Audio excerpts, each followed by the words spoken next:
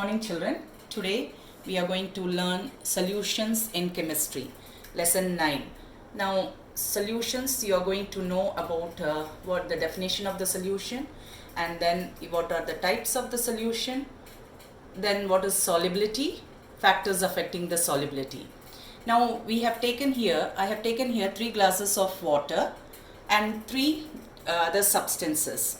In 9th standard, you have learned about the mixtures. Do you remember what are mixtures? Any 2 or more components, when they are mixed physically without any chemical reaction between them, are called as mixtures. Now here we are going to form the mixtures using salt, water, ink in water and sugar in water. We are going to see what type of mixtures they form. Let me add salt in water and dissolve it. What has happened? The salt is completely dissolved in water, and that means the salt particles has been distributed uniformly. Now let me take sugar. When I add it to water, what is happening? Sugar also gets completely dissolved in water.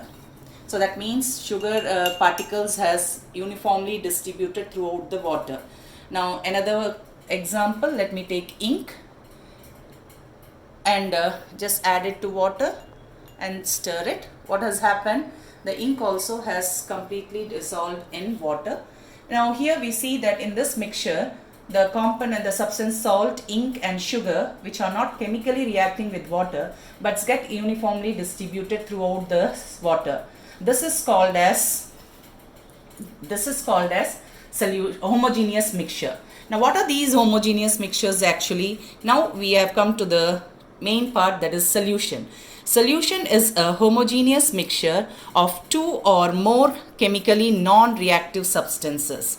So here we have seen the first one is the salt solution, the second one is the ink solution, and the third one is the sugar solution. So here now when we are going to define solution, we are supposed to define it as a solution is a homogeneous mixture of 2 or more chemically non-reactive substances.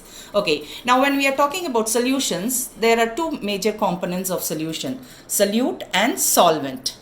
Now solute, you can say in general terms that the substance which we dissolve in water or dissolve in any other substances. Like here in the examples where we have seen today, salt, ink and sugar are the solutes present. And now the solvent is the substance which dissolves something in it. That is the water present. The example where we have taken water will be the solvent. Now if you want to define the solute in proper term, the solute will be the component of the solution present in less quantity. Okay, the solute which we are taking should be in a less quantity, and the component of the solution present in more quantity will be called as solvent. So let me explain this in a better way with one more example. Let me take a solution A. In this solution A, I am going to add 10 gram of salt in 100 gram of water. So now if we see this, 10 gram of salt is dissolved in 100 gram of water. So here the solute is salt and solvent is water. Why we call salt as solute? Because it is in less quantity, and solvent water solvent, which is a solvent, is in a more quantity. Now in solution B, if you see 100 gram of salt in 10 gram of water. So this is also possible. In 100 gram of salt, you can dissolve 10 gram of water. Now here the solute will be water, since it is in a lesser quantity, 10 grams, and the solvent will be the salt, which is in 100 grams. So I think you would have understood what is solute and solvent and what is in less quantity and more quantity. So when we talk about a solution, there are 2 major components, solute and solvent. Solute is the component which is present in less quantity. Solvent is the component which is present in more quantity. To summarize, we can say that solute and solvent together form a solution. Now some terms when we are learning about solution, we should know are dissolution, binary solution and ternary solution. Now let us know what is dissolution. Dissolution is nothing but process of uniform distribution of solute in solvent. What is that? Now we have seen that water when dissolves, dissolution, the other term if you want, you can say it as salt in water when it completely dissolves. Then binary solution, binary, bi.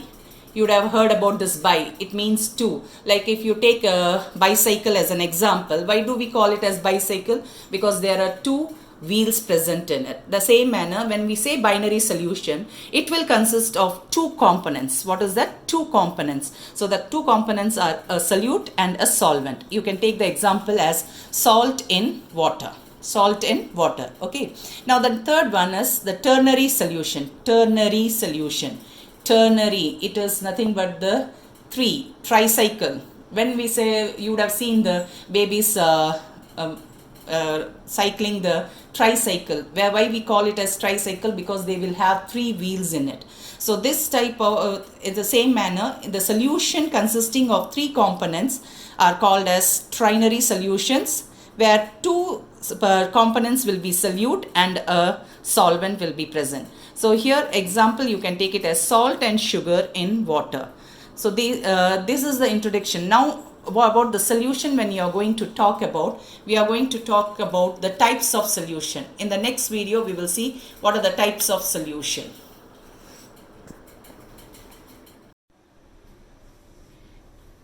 Now in this video we are going to know about the types of solution.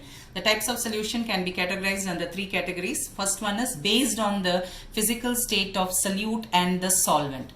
Now when you are talking about the physical state of the solute and the solvent, there are three states: gas, liquid and solid. Now here we can say, you can classify this solutions as gaseous solutions, liquid solutions and solid solutions.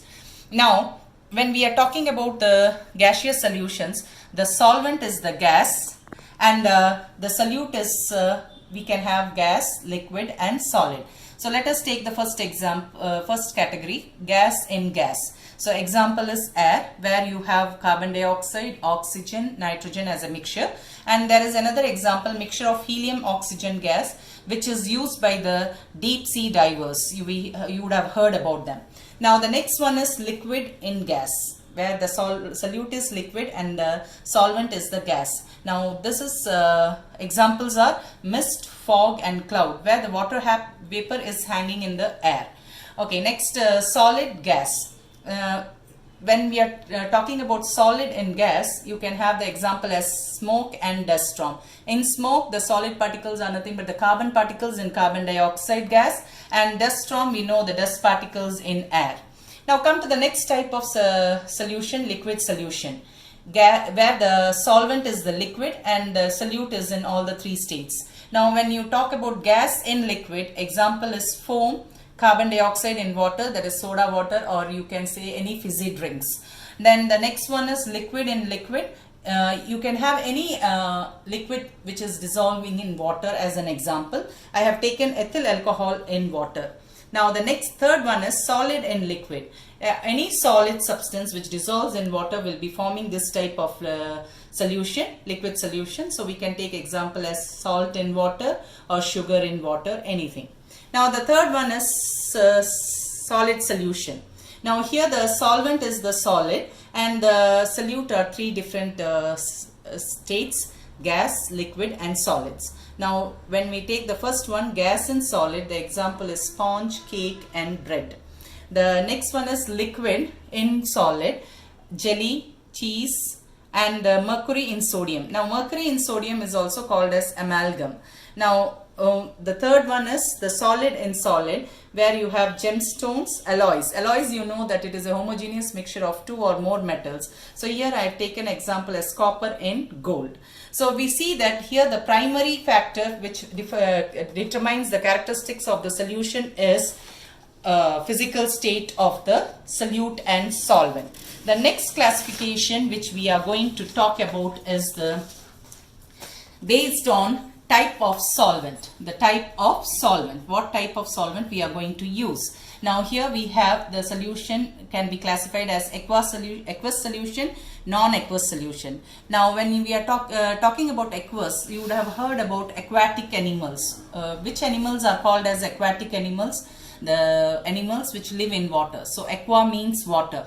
So here in aqueous solution, the solvent used is water. So whenever in a solution water is used as a solvent, that solution will be called as aqueous solution. Example, salt in water. Now non-aqueous solution, where the solvents other than water is used, then we call it as non-aqueous solution. Example, sulfur in carbon disulfide. Now in this non-aqueous solvents, you have two types of solvents, organic solvents and inorganic solvents. In organic solvents, we have carbon disulfide, benzene, ether are the examples. Then you can have in our inorganic solvents, you can have liquid ammonia and liquid sulfur dioxide. Now when we are talking about this type of solutions, we have to concentrate that when we form an aqueous solution, ionic compounds are readily soluble in water than the covalent compounds. Why? Because water is a polar solvent and ionic compounds will dissolve in polar solvents readily.